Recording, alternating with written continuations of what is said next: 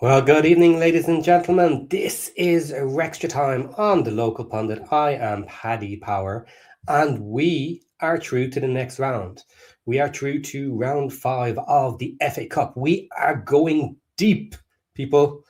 Deep, deep, deep, deep. And I'm here for it. I am absolutely here for it. So is everybody else. We'll have a good chat about it. We will go through who remains in the competition, what is happening, when we are doing the draw for the next round to see who we are playing, and when we will be playing that match. The link to the show, if you want to come and talk about it, is in the chat. Take the link, jump on in, and I will be ready for you soon.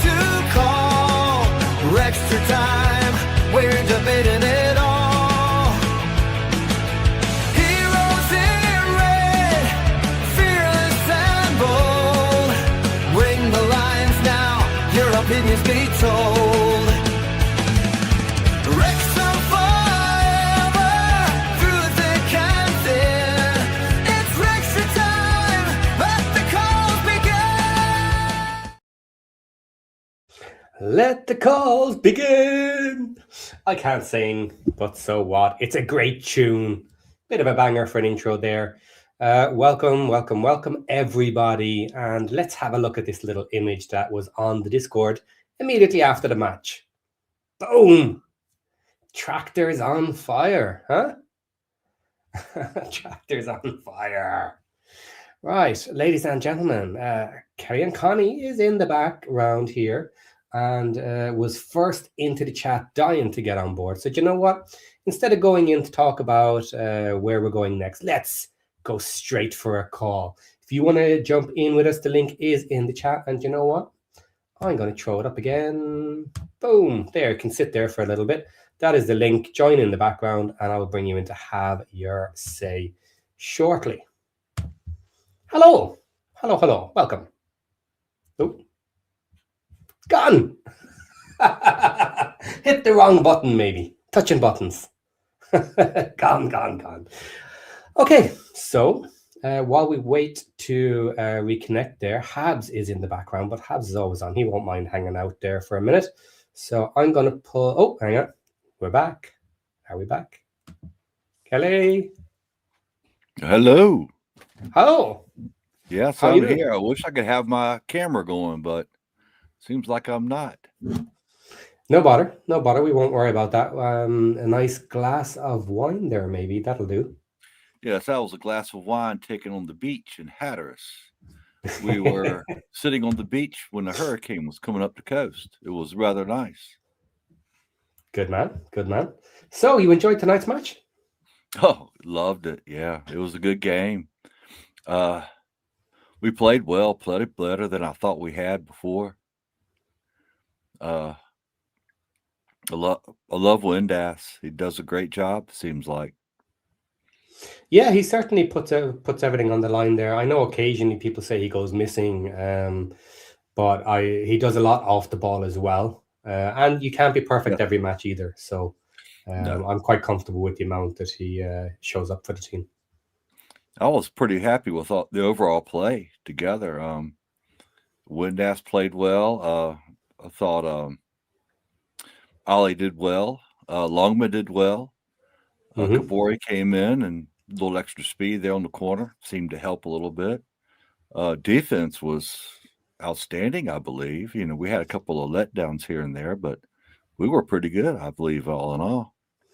Yeah, we got lucky with a couple of spots there with the defense. I was having a look at the stats there just before we started this one, and it says that they had 4 big chances.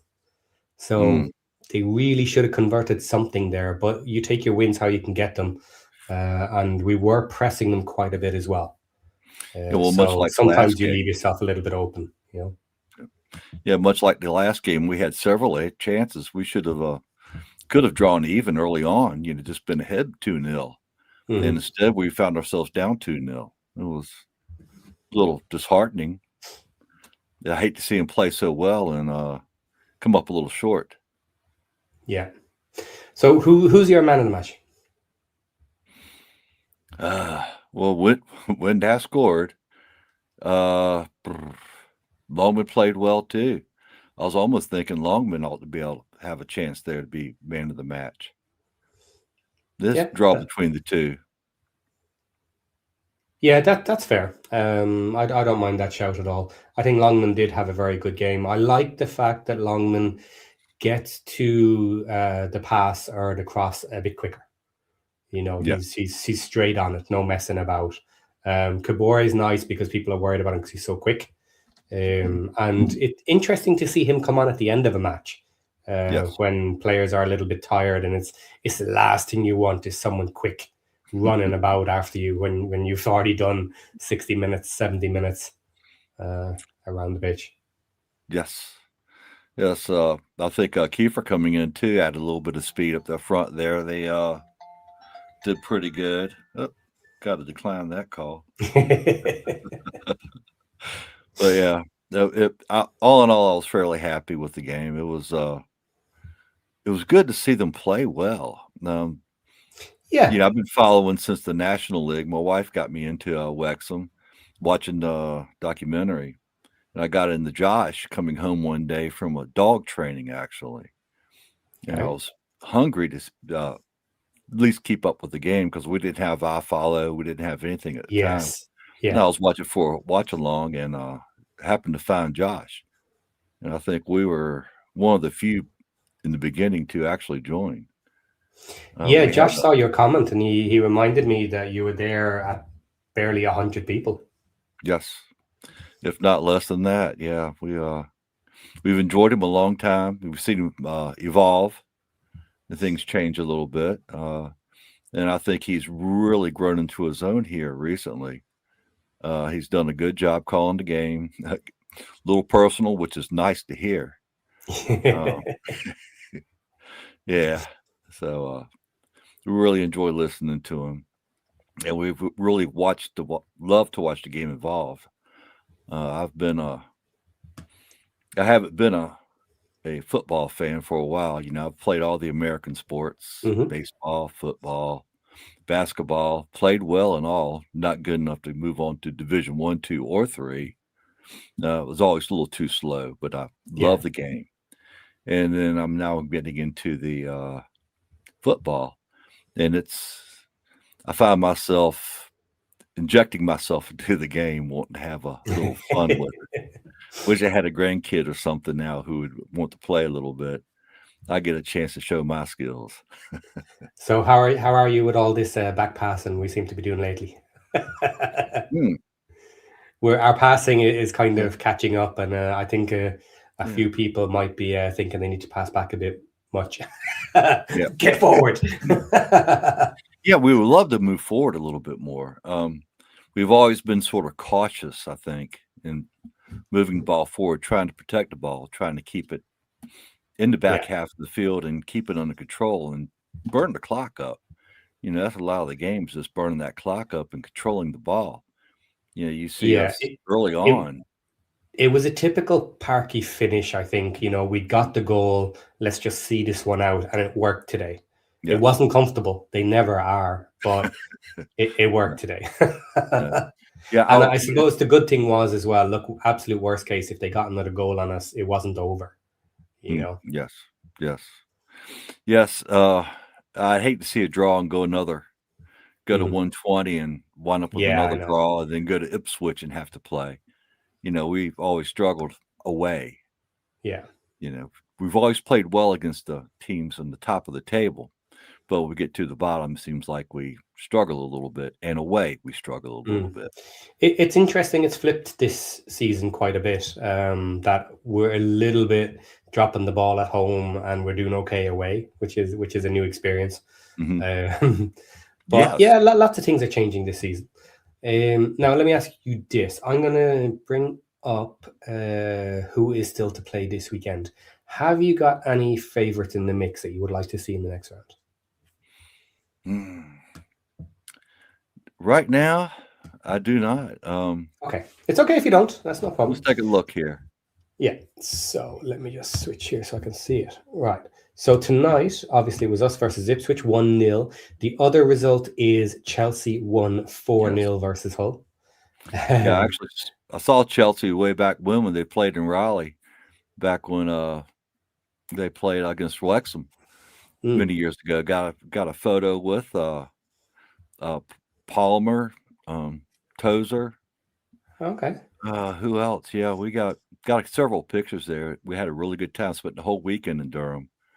90 degrees. Nice. I know the boys couldn't stand playing on that. But they were impressed with the surroundings there. I do remember that. Let's see. Okay.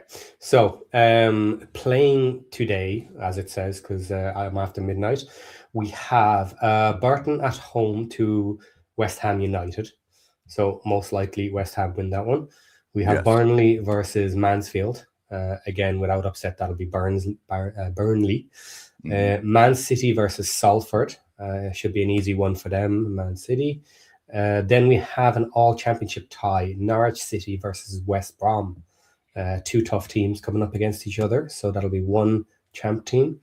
Yeah, then we have sort of a Norwich fan a little bit. Before we got to the Championship League, I'd watch Norwich. I enjoyed them. Good. Then we have Port Vale down in League One versus Bristol City. It doesn't really matter who wins there. It might be nice for Port Vale to get an upset, but either way, not a Prem team. Then we have Southampton versus Leicester City. Two interesting teams struggling for a bit of form in our own league. Then we have Aston Villa versus Newcastle, Prem team to knock each other out there. And then finally on Monday evening, we have Liverpool versus Brighton. Now, for anyone who doesn't know, before that match is when the draw will take place for the next round. Liverpool will basically be... No, Aston Villa won't be finished. They'll be in the middle of playing their game. And then Liverpool will be about to start then when the results come out.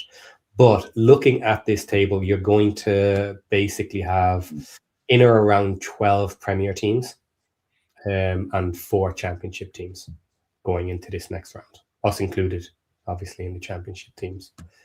So a big 75% hit rate there for a Prem team.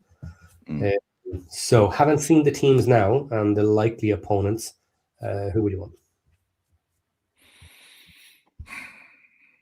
Well, of course, like Liverpool. Yeah, I don't want to go up against them yet unless we're into the finals. Southampton, we could take them. I would take Southampton over Leicester City for sure. Okay. Yeah, Southampton or Leicester. They're interesting ones to get you on against if you want to go potentially even deeper. I take it. For this match, yeah, Southampton's at home. Yeah, I would take Southampton on that. Okay. I said this earlier. For me, out of who's left, probably Arsenal. No, Arsenal are gone. So there's no one actually. There's no one really left of a big London club that I would like to go and see. Maybe West Ham would probably be it, actually. Other than that, yeah, I don't think I really would fly over until finals because it's a little difficult to get to some of these for me. Yes. And if it's close to Wrexham, then locals can have it. Okay, so that's who's left, everybody. Now, I'm going to have a quick look back through the chat because I haven't done that yet. And I'm going to bring in Habs. Kelly, you're in no rush tonight, are you? Or no, I'm not. I'm off work and I'm happy. Cool. Well, then stay with us. Habs, are you there? Hello. Yo, this Interpol's most wanted. How you doing, guys? Oh, welcome back. Do you want to have a quick word there before I hit up the chat? Yeah, I was just going to say we played pretty well. I mean, we had quite a bit of control over the ball, so it was good. I mean, it wasn't. I mean, I suspected they were going to field a weak squad anyway, Ipswich. So it was going to be inevitable. They said they made 10 changes on the thing, so it was not going to be. They weren't going to be as threatening as we would expect them to be if they were going to be only starting their usual starting 11. Yeah, well, we did swap out some players as well. As I was saying before on the pre-show, a lot of our players are suitable to be starters and will be from time to time to rest other players, but we kind of played quite a few of them together. Bit of a mixed bag compared to usual as well up front, but it worked. We got there. We do tend to mix and match with a lot of different players, especially up front as well. But we did something a little bit different with putting O'Brien a bit further back, which I think actually worked out pretty well. Yeah, we didn't really go for a flat 3 at the front. We kind of went more back to the 3-5-2. Yeah, that's what I was thinking. Standard. I thought that as well. Was it a 3-5-2 that it was named in the formation? Ultimately, yes. I think it changed. But yes, it's a 3-5-2, I think, in the formation stand, yeah. So. And that seemed to be how they were playing as well as their standard. Yeah. But that, you know what, that with Longman on, that it kind of worked pretty well. We did go up the wings a lot. We did cross in from the wings quite a bit. So it was interesting. It worked out tonight. I don't think it'll work every night. I much prefer us being the stronger attack with a closer of a flat 3 up front. True. I mean, the thing is that we use Longman because I think we were trying to save Kaboré as well for the Bristol match. Yeah, but also that's fine. But also because it probably would have simplified it as well. I mean, Longman's very good with what he does. He knows what he does. He knows he's got to do specific things, and it simplifies everything as opposed to Kaboré, where he's very twitchy when he's up against when he's up against opposition. Because you can tell they weren't prepared. Because whenever you put Kaboré on, they're much more prepared to deal with that. Yeah. But as soon as Kaboré comes on, they were on tired legs, and then they had to deal with his speed as well. So, yeah, I mentioned that just briefly earlier. That's not something you want, is to be on tired legs, and then all of a sudden you see Kaboré coming on at you. And Thomason played incredibly well as well. He played. He looks like he's getting more and more comfortable on that wing-back position as well. Yeah, he's covering quite well. I like it. Obviously, you would prefer someone with a bit more time in the role, but he's doing a good job. The only thing I was just wondering, is it that we were really good today, or was it because they were weaker? That's the real question. Okay, that's an interesting one because although they were obviously a bit weaker today, I looked at them and I thought they were pretty well drilled in what they were doing. I think the difference with them maybe is they just weren't used to playing when the drilling isn't working. We were intercepting them, and a couple of their passes were a little bit light and not going in the right way. As soon as that happened, they started to fall apart pretty quickly, which is really interesting. And it's that style where if you constantly know where you're supposed to be, as soon as that breaks down, it's like nobody knows what to do because there isn't as much independent thinking. It's also that the fact that they're not used to having a team just constantly press them into oblivion, basically. Mm-hmm. So when you have Rathbone and you have Windass just constantly pressing you and pressing you and pressing you, it's just going to be you tend to just make a lot of mistakes. I mean, there are a lot of mistakes they did, a lot of mistakes. Yeah. We pestered them, basically. Yeah, we kept after them. We kept pushing them, and they didn't like it. They didn't like it. They couldn't be as fluid as they wanted to be. The thing is that if we're going to go up against them on Saturday, I don't think they're going to have that squad. We know they're not going to have that squad, but we know that they're going to put in their strongest, and we're going to deal with something a lot different. They're way more drilled, way better, have played together as well, and we've got to deal with them. They're going to be very different. Yeah, but we're going to be different as well. We don't play this 3-5-2 as much anymore. And I think we'll have a different attack up front as well. So True.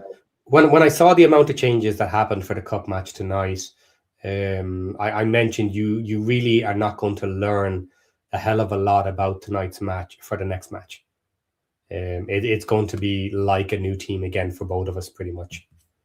More or less, yeah. But they kind of know our game plan though. They got more of it on us, but they're going to be able to field their strongest and be able to exploit that. Yeah, but in fairness, hasn't that been the same for most of the season? We don't change things that much. Not really. True. But we also had key positions as well that we needed have also gone down with injury. So that would be in it. Well, we just have to live with it. That's the thing. If we can't hold up to it, we can't hold up to it. We're just going to have to wait and see. And we'll get a shot at Bristol first. So we'll get to see how well we hold up with them. And we beat them with the handicap bit as well. Yeah. Okay. Kelly, what do you think about that? Do you agree? Well, I wish I was paying attention, but my wife was texting me. An honest man, huh? You could have just made it up. Yeah, I can be terribly honest sometimes. No, but I will say I was really impressed with the pressure we put on at the beginning of the match with fresh legs. We seemed to push them fairly well, just keep someone up the pitch, putting pressure on them. And I know they didn't like it, and we seemed to control the ball a little bit better with that. We tried to continue that through the game, but the legs did get tired. Yeah. Okay, Tom Evans is calling us out a little bit. It was only 3-5-2 once Sheaf came on. Before that, it was 3-4-3. I don't know that I completely agree with that. That's not what I saw. I couldn't quite tell. Yeah, it was hard to tell. When we were pressing, it looked a bit more like a three up front. But that's what I thought as well. But the pressing often started with two on one side. You know, one would press, then you'd see that second one straight away. But it took a bit of time before you would have that third man come up. So for me, they were too deep to be a solid three front line. And now it does flex, it changes around from time to time, of course. You never stay static. But I don't know, people see different things, I guess, and we're not necessarily wrong. It depends how much it flexed, really, and what parts we paid attention to. It's becoming more fluid, it is, the formation. It's become more fluid, but also the passing's become more fluid as well. So that's one thing I've noticed. It's very fluid, the passing is now. Because we're able to get into those tight passes as well that I'm liking. Yeah, there's some good tight passing.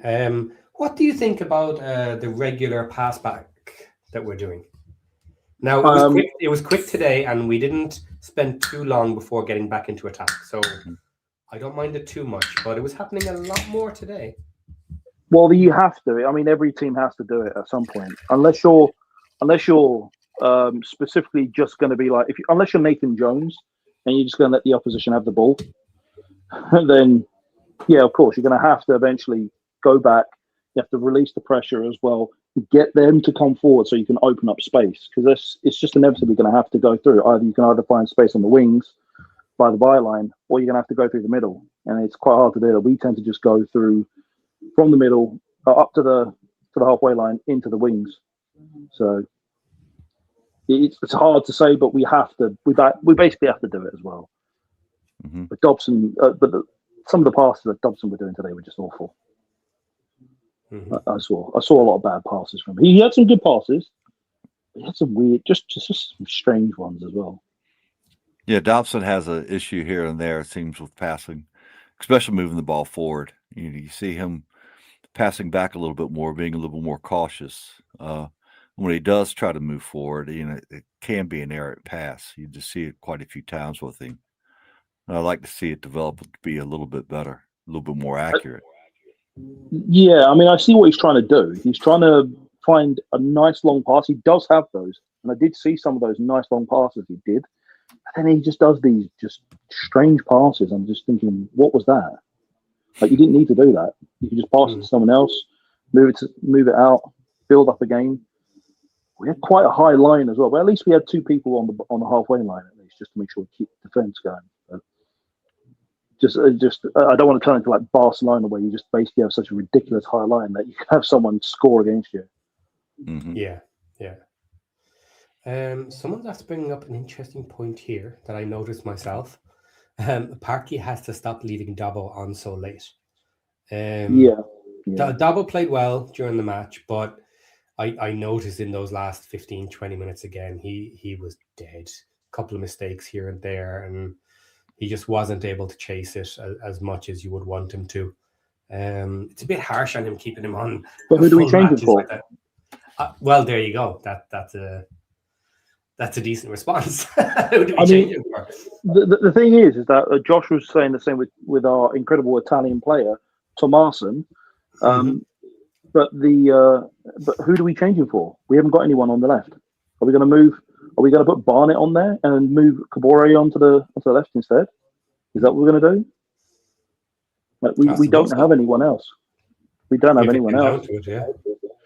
But are we really going to put Barnett on there? Like seriously? Is this what we're resorting to? No, we put Viner out there.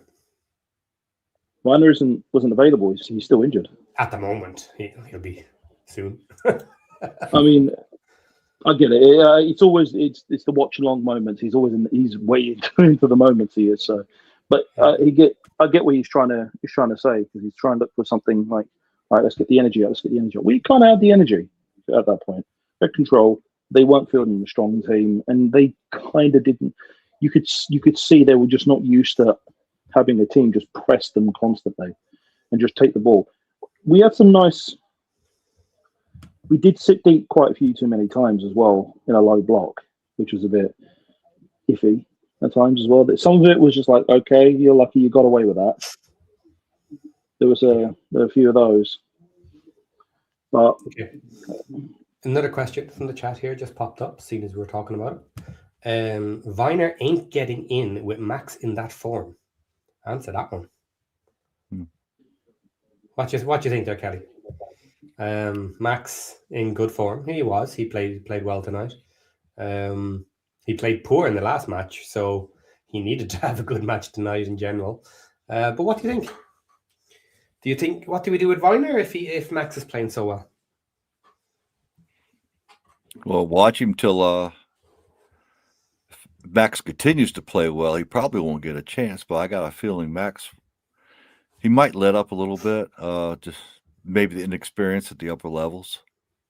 Yeah, in the Championship League, going on to the Premier League, hopefully. He's going to get his chances.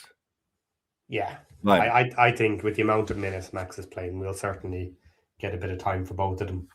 Yeah. There's no harm there. But Josh is listening, right? Straight in there. Did you not see Max's own goal last game? He's got a point.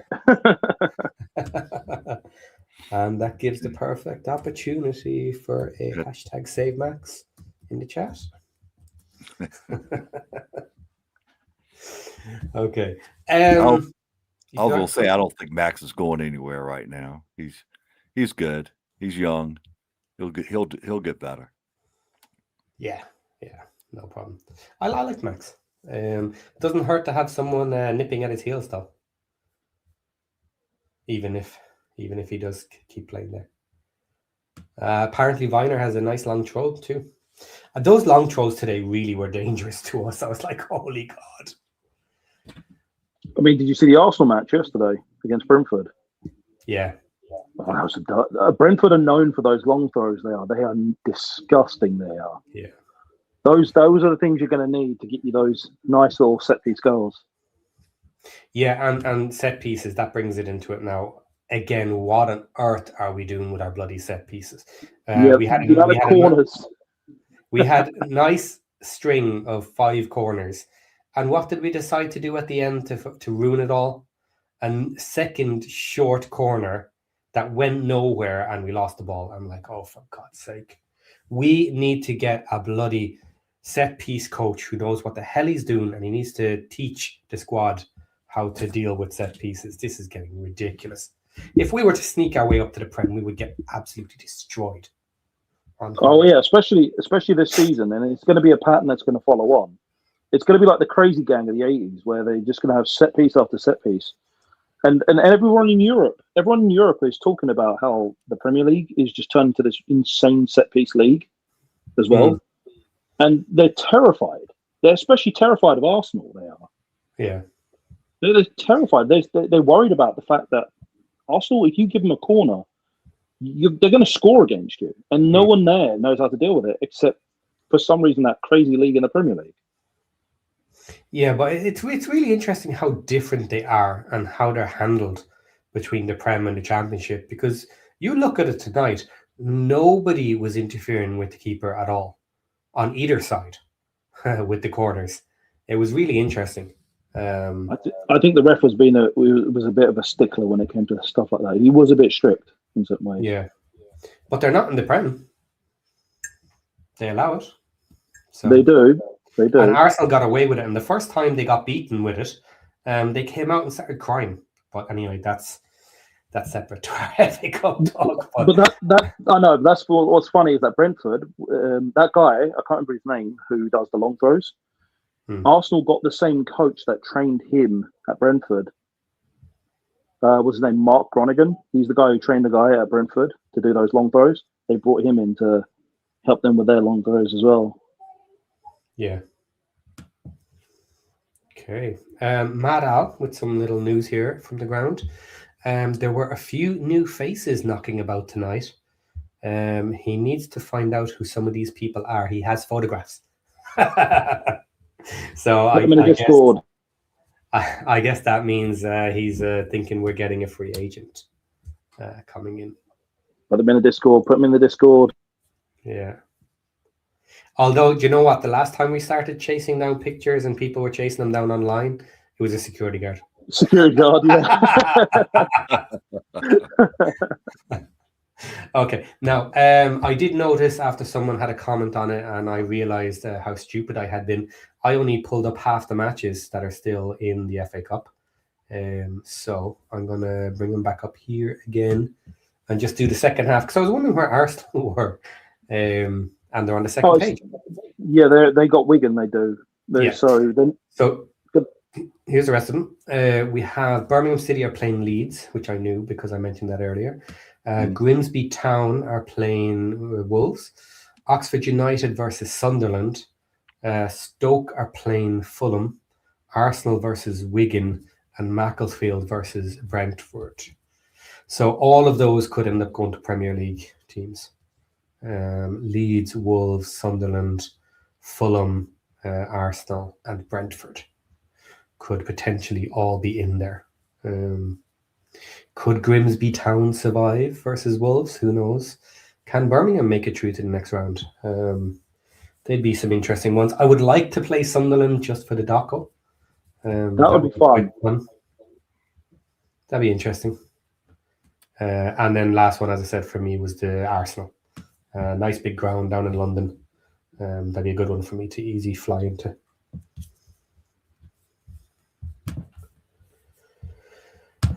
Okay. So everybody is nice and quiet in the chat tonight, guys. But it's your show. So Kelly, anything else in particular you want to chat about from the match? Can you think of anything else? Well, mainly I just really liked the way we played tonight, all in all. We passed the ball well at times, but we still had our standard mistakes. It seems like we made it here and there. Moved back a little bit too much instead of going forward at times. But when we did move forward, I think we did a good job. All in all, I'm happy with the game, and I think we could progress forward no matter who we play next time. And that's about what I think on that. Okay. Habs? I never asked you earlier, did I? Who would you like to play next round? Well, I'd like to play. That's a hard one to say, actually. Yeah.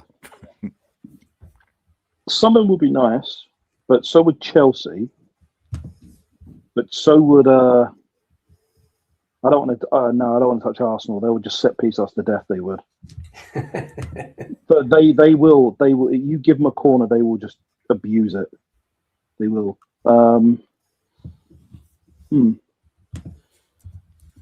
If Salford managed to win the Manchester Derby, I'll take them. I know we're not going to. I want Grimsby if you want to be greedy. I know, but the thing is, though, if Salford just somehow managed to do it, right? If they either come to us or we go to them, it would just be funny just to see Gary Neville crying. Okay.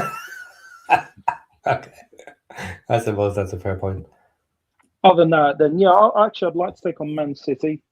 You just want to, because they are good, and I want to see us tested against how our system would be to deal with them. Oh, I don't want City. I know that's why they're that good. Okay, I want someone more entertaining than City. I don't know. Entertaining. There are three teams I could think of for that: Right. Newcastle, Sunderland, or Leeds. Yeah, Leeds, I think, would actually be. They'd be more entertaining. Yeah. Leeds is probably would be the most fun because you get to go to Ellen Road, especially. Still there? I'm still here. Yeah, because you get to go to Ellen Road at Leeds. Can you hear me? Yeah. Go on. I lost you for a second. Keep going. Yeah, I'd say out of those three, Newcastle, Sunderland, or Leeds is the most fun at Ellen Road because it would just be interesting just to see how that place gets rocking because it really does. It gets loud at Ellen Road.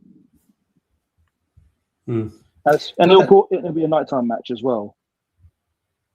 Yeah, that would be fun. Absolutely. I'm just looking for something here. Matt, I'll put in your comment again. I can't find it. You had a question for me. This one here, just for anybody who missed it. When is the next draw? Is it Monday night? Yes, it is Monday night, but it's not front of the Liverpool match because I got that wrong. Monday night, whoever's playing in the late match, it'll be before that match. That's pretty standard, actually. That's I think Macclesfield versus Wolves. I think. Is it? Okay, that's the last match. Yeah.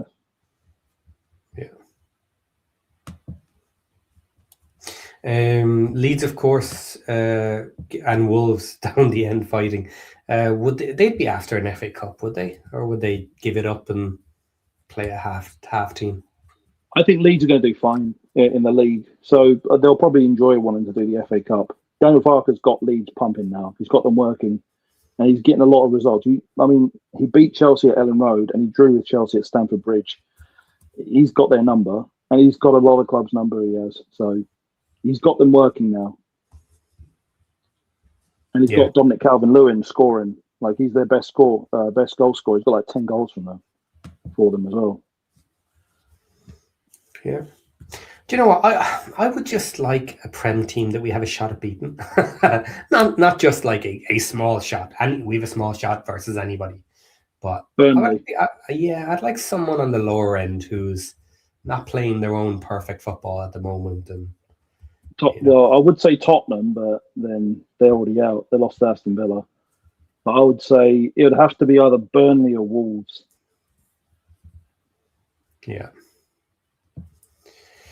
Okay, so I am going to pop up the FOTMob results here for the match. Let's just have a quick look.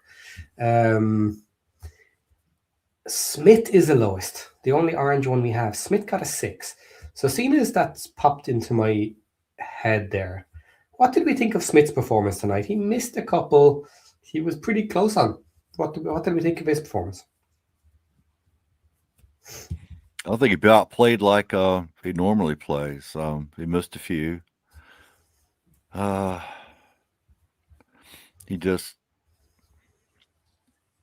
seems to have a bit of time getting the ball under control in the very end, getting that long pass coming in. He seems to have a touch getting it under control. Yeah. Yeah, it happens. You can't always expect everybody to be on the end of everything, and he looked good. No, not at all. Okay. I think he played well for the most part. I think he kept his pressure up very well. He stayed in the game. I think Kiefer coming in at the time he did was a good substitute. Yeah, it was a good change. Okay, backline. Doyle 7.4, Hyam 7.4, Max 7.3. They're very solid numbers considering a few came in, but I guess if they didn't touch them and didn't mess around with them and they didn't go in to the goal, it doesn't really hurt your numbers too much. So they got away with a few lucky pass-throughs and shots that didn't ever happen. But generally they did play pretty well, pretty decent. Yeah, agreed? Or... Yeah, I was going to say I wanted Kelly and Connie to go ahead first. So. Well, I was going to say, yes, the back line played fairly well tonight. It was a decent go for the fellas up there. Had a couple of spots there that was a little weak, but no goal scored, so I'm happy with that. Okay. Habs, anything to add before we move on? Yeah, I mean, they played pretty solidly as well in terms of defence. They were keeping the ball. Generally, they were keeping the ball out as well. There was that moment where Max took one for the team and took a knee to the body. And then you can see AO patting him on the head. So while he's on the ground. But yeah, I mean, Max he's dangerous. He is. He's very dangerous, especially when he's going forward. He is. So you put him on the right, he will pass those balls, he'll connect those balls together with Longman and Windass. And it leaves them into dangerous positions. And it's the same with when Kaboré came on, when that speed comes on. It becomes too dangerous to deal with. So his passing game is really improved as well. Yes, really absolutely. It has, yeah. No, agreed, yes. Okay, then moving on to our wing backs. We have Thomason on the left got an 8.0. Second highest of the match. And Longman on the right, 7.2, got the assist for the goal for Windass. So, happy with our wingers when we don't have Kache and Kaboré starting? I'm very happy. I think, yeah, we played well there. Wings did a good job. They did their job well tonight. Yeah, I'm quite comfortable with it actually. It was a nice showing tonight. Obviously, never a perfect situation, but if they need to deputise more, then it's a decent deputy, certainly. Okay, then in the middle we have Ratbone 7.1, O'Brien 7.7, and Dobson 7.1. We've already spoken a little bit about Dobson. He gets a little bit tired at the end, but other than that, he played pretty strong.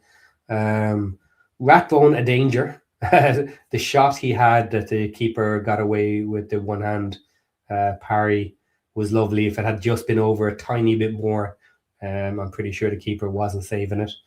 And then O'Brien sitting in the middle. He played deeper today, I think, than he has in the last couple of weeks. Much deeper. So him especially, what did we think of their play today? I think him playing deeper was better for him. I think he passed the ball well, handled the ball well. All in all, I think he did fairly well back there. Yeah, I wasn't disappointed. He doesn't do a good job moving forward as much. He seems to lose sight of the goal, maybe. But he does well. He did well tonight back there in the middle back. He was playing it backwards quite a bit tonight, but if he's playing that deeper defensive role, he was doing his job and he was getting the ball out of danger and getting passes off and controlling that center, which was quite strong. But when he was in attack mode, and he just never looked quite comfortable on the ball with that final finishing product. He got into a couple of dangerous spots again, which was nice. Shame he couldn't convert any of them. But generally, yeah, pretty good. I mean, with what I was going to say actually, because I wanted to ask about the wing backs first. Again, Tomasen, the incredible Italian player, the greatest Italian player that we have, other than Cacace, he was always there. He was just there constantly, just intercepting every time, just constantly getting the turnovers as well with every ball. They were trying to get the pass. He was just there and just taking the ball away, just snatching it away. And with Longman, he was just doing his role as he would. He kept it simple, just did what he had to do. Rathbone and O'Brien is interesting. I think O'Brien grew into that position because that's not what he's. Because whenever he plays in the front three, what I've noticed is he's a natural box crusher. He is. If the ball is there, and it just happens to be there, and there's a save that's taking place, he should be at the end of it and just try and get the goal at the end of it. He's a natural box crusher. If he's going to be playing in that three, someone tries to goes for the goal, they try and stop it. He comes in, finishes it off. That's what he is.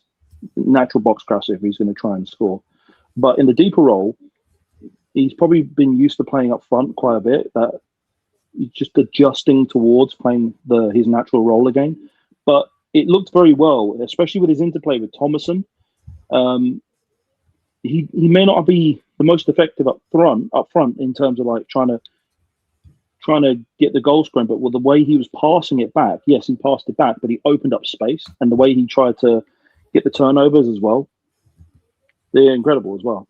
And him passing with Thomason. Thomason just improves every aspect of other players, I think, especially with like you see the amount of times when they left space open for Rathbone to just make the run through.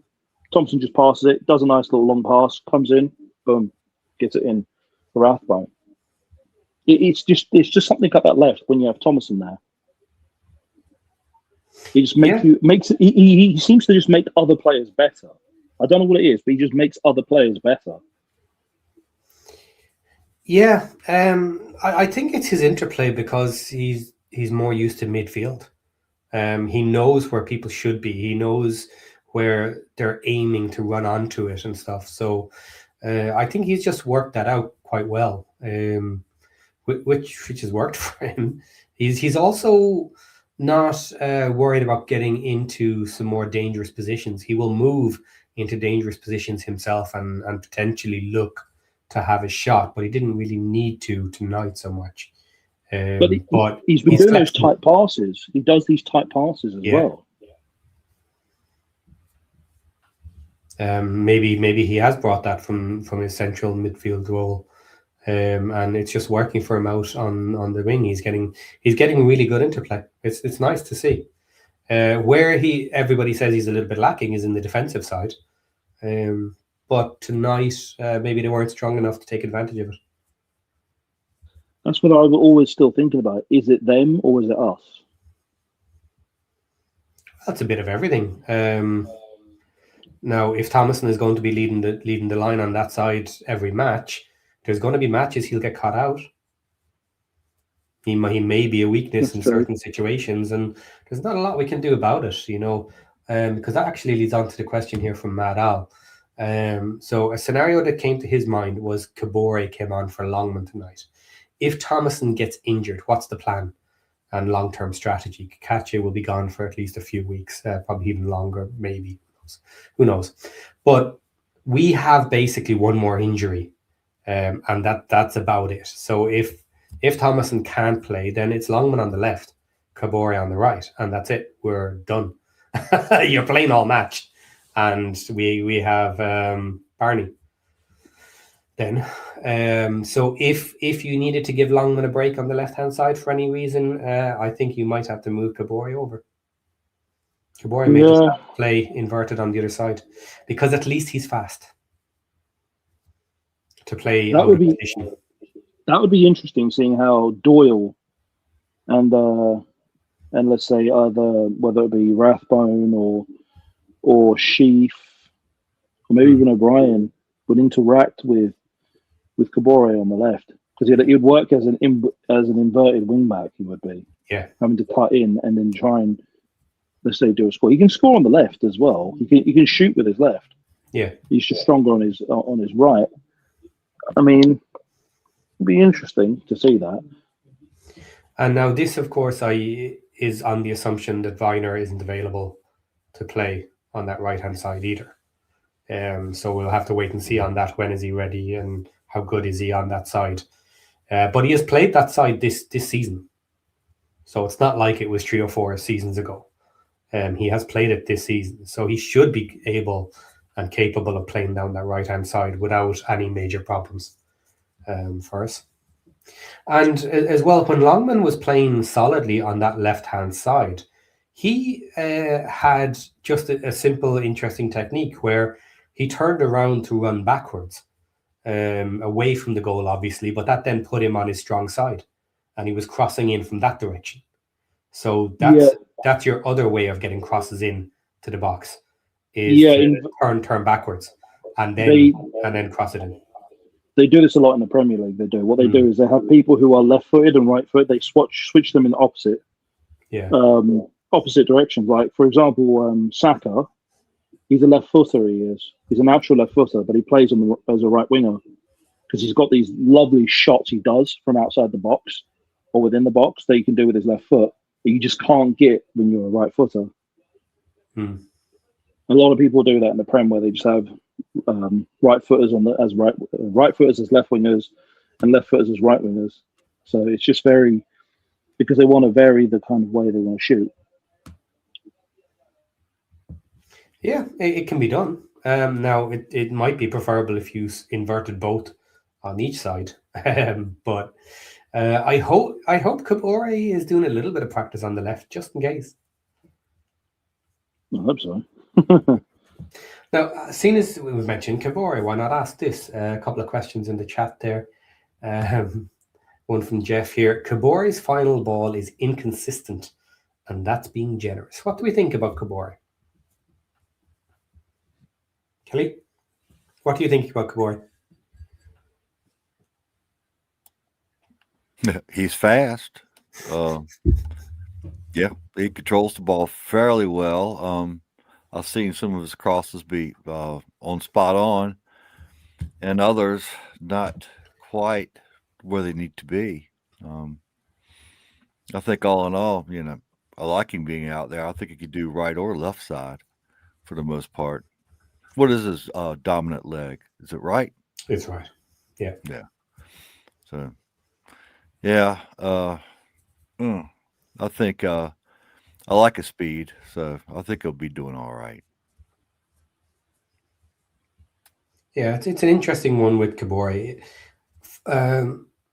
Your opinion right now, just as it is, I know it's early after coming back from the injury. Come the summer, do you think we make a play to sign him? Or do we let him go? At this moment, I would say sign. Keep him on for now. You're better when you know what you got. Unless you could really step it up and pick up a better wing. Well, if we let him go, we're going to need to. That's pretty clear. Oh, yeah. Habs, what's your take? I mean, he became an immediate threat as soon as he came on. So you saw, like, he was getting those balls in. The passing went up very quickly as well as the speed of movement. They didn't know how to deal with him. Like, the usual tactic would be is to put overloads on that area to try and cover him, and so that you could basically just stop him. They didn't do that when he came on, so they kind of just left him with a lot of space. They did, and whenever he gets into those tight spaces, he becomes just too dangerous with them to deal with. They just can't keep up with him, and he did some nice crosses as well. Yeah, it's a weird one. Ultimately, he hasn't really had a long enough consistent period of play with the team, and the rest of the team need to understand what he's likely to do, and he needs to be a bit more consistent about what he is going to do as well. Because both sides of the coin, there's no point putting balls in the box if no one is going to be there to actually finish them. And the opposite is also true. There's no point having players in the box if you're going to mess around out in the wing, running around people and playing with the ball before you cross it in, and then there's a load of defenders. The thing is, his biggest strength is his speed and his twitchiness and his trickiness. Yeah. It also happens to be the biggest weakness for us to be able to deal with his twitchiness, his speed, and his trickiness. Because we tend to just try and we want to have some kind of consistent pattern of play that we have with him, but it's hard to get him going again because he missed so much time from post Swansea. Because we play completely different since the post Swansea, and he's only recently just trying to integrate back. It looks like he's integrating back in as well, and it is coming across well. And you could see it in the Sheffield Wednesday match, with the way Max and him. And I think if Max, Windass, and Kaboré can get themselves firing properly, it would be a dangerous combo on that side. Agreed. Yeah. I personally at the moment would think that Kaboré is a good second signing, and I would hope we could find someone who would potentially even be our guaranteed first player on the squad. If you had someone as at least as good as Kaboré, but maybe more consistent with getting balls in and linking with the rest of the team, and then had Kaboré coming on as the sub in this scenario, that would be a really strong right side. I was wondering, how long has Kaboré been in the league? He's been bouncing around different leagues on loan from Man City for quite a while. So he's considerably older than your standard player who is still being loaned around. And he's 24. He's 24 and he's been loaned around. I mean, he got loaned in the Premier League for Luton. He got loaned around all around Europe. He has as well. He was at Wolfsburg. Didn't get many minutes there. He didn't get many minutes at Man City. He's only played in a few cup matches there, but he hasn't actually had any proper consistent time of play, except with really Wrexham. So. And even not with us yet is the issue that we were just mentioning because of the injuries and other problems. So it might be good if we signed him in the summer and he knew now you're our player. You're going to stay with us, work with us over the long term, and work with potentially whoever the other right wing back is, because as good as Longman is managing to play and he is suitable to cover both sides, he's not our long-term backup for the wings. It's an area we majorly need to upgrade. Yeah, I mean, the thing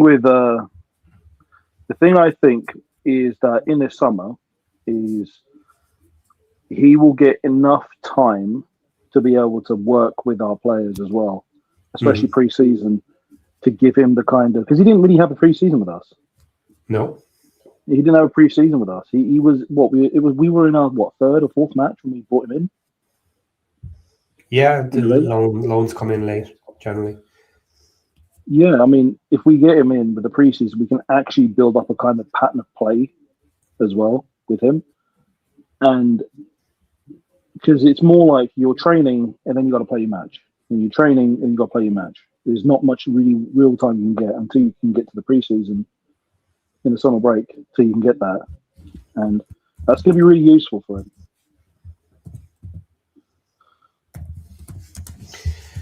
Yeah. Okay, guys, we are just about to hit the hour.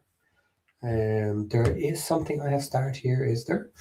Yes. So there was one from earlier, Brian Burton. I held off on it because it's about next week. So two things first, actually, before this one. One, Bristol. Anyone worried about Bristol going away midweek? Go ahead, Kelly. Am I worried about them going away midweek? Yeah, about the team going away to Bristol midweek. I'm always worried about heading out, going away. Okay. Just been following them too long. We just always struggled away, but this year seems to be a little different. I see a win coming. I think they got a little wind in their sails. So we were deflated last week a little bit. We played well to lose 2-0. Yeah, we had opportunities, but we didn't take them. Hopefully this week coming up, we'll be all right playing away and hopefully come out with a win or at least a draw. I would really hate to see a loss at this point. Yeah. Bristol, for me, are very hit and miss. They can have their good matches, but I don't rate them very highly, to be honest. No, I wouldn't either, really. But, we just struggle, it seems like, against teams who we should win against. We always seem to struggle. We got to shake that off our backs, it seems like, and just really step up. And we can towards the last half of this year, like we've done in seasons past. It seems like February, going into March, we really step it up. And Parky does a good job getting the lads to play together and not lose games and hopefully move on and win games. Yeah. Okay, and then it was the last one here, which was from Brian, I saved earlier, talking about Ipswich. They are going to come at us with both barrels next week. Can we adapt? I don't think the two games are that much linked. Mentioned this a few times now because they're going to be different teams. I actually think they're going to be slightly different tactics. I think we'll be more of a flat three in the next one. I think it'll be more Broadhead and Windass, or as closer to it as maybe we can get. And they've completely changed as well. So two brand new teams going up against each other. They know what we play like. So it's, can we put on a performance? We can beat anybody on the day. Do you think this win helped us or hurt us? Habs, trying to go first? Yeah, I wanted to actually answer about the Bristol one actually beforehand. Okay, go jump back to Bristol then. Yeah, it could go either way. It could be for Bristol. We could.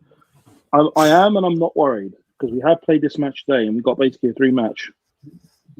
We've got a 3-match header. We do so. We've got Ipswich, Bristol, then Ipswich again. So we just beat them today. Okay, we're going to be a bit tired. It's going to depend on how our squad's going to be and how they're feeling because hopefully there's no knocks as well. No, they're as rested up as best as they can because Bristol are fully rested compared to us.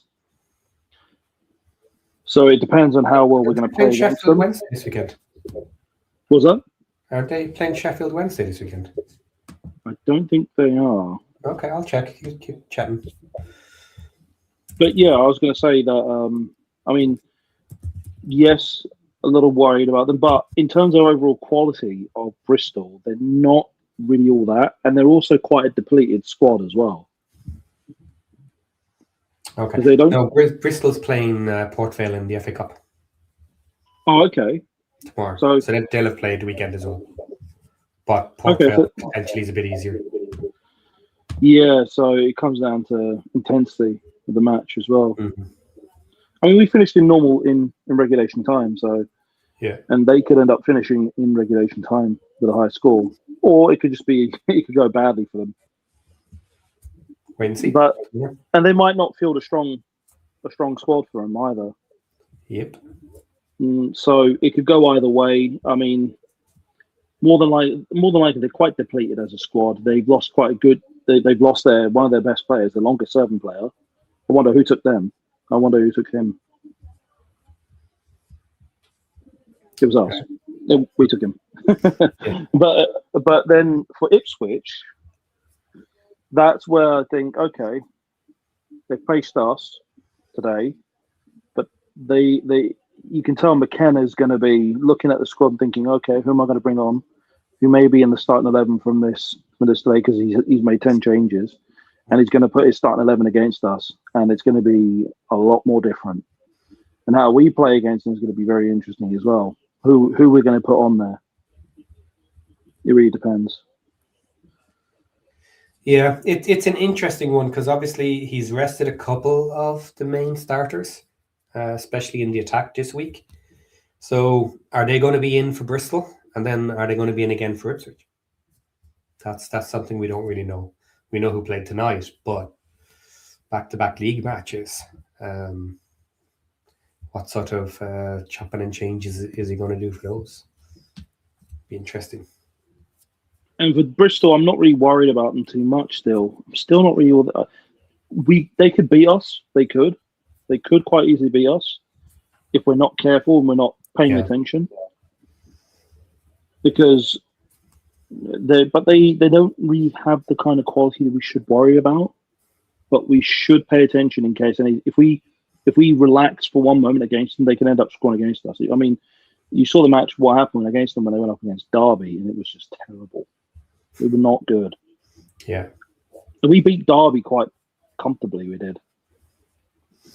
Yeah, that's a hard game to play, though. We beat them, they beat someone else, and different styles. Different styles. But we're of a similar style to Derby in some respects. Derby's more sit back and go, whilst we're more, we can sit back, but we like to go. We do, and we like to control the game a bit more.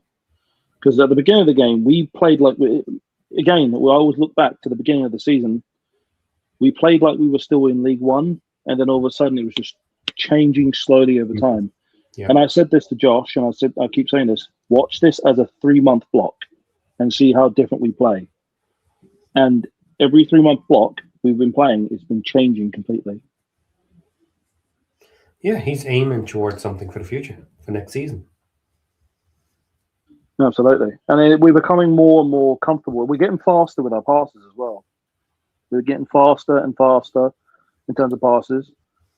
We're getting better in our tight pass, those tight space passes as well, finding spaces and try and unlock areas in either the half spaces or the wide areas into those areas, and then just try and get us into the dangerous points and score. And it is, you can see our style of play and our passage of play is just very different. So different from the beginning of the season. Yeah, here's where I would say that your idea, was it us or them, comes into play here. I think we looked better on the ball tonight because they were weaker. I don't expect us to be able to do that next week with Ipswich. They'll have much stronger teams and be better.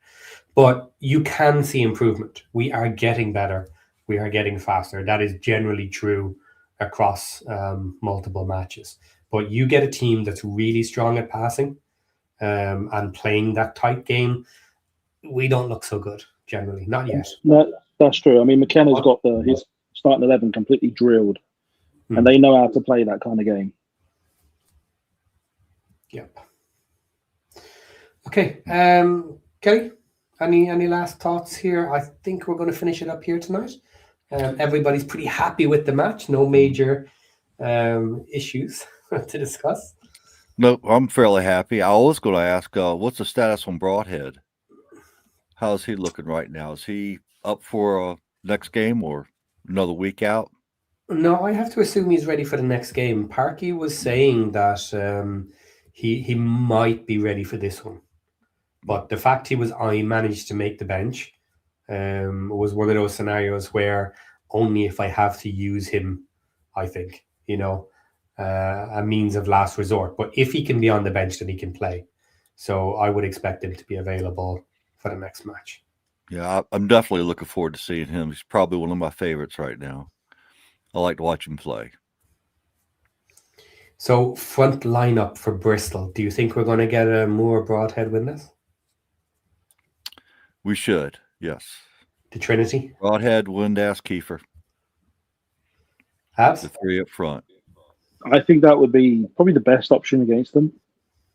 Because I don't think Rathbone in the mix. Get Rathbone in later in the mix. Okay, fair enough. So on that bombshell, guys, I think that will do it. Before you leave, do the likes, do the subscribes, do all that good stuff for the old YouTube algorithm, and we will see you after the next one at Bristol. Take care, everybody. Bye. Thank you. Bye. See you in a bit, guys.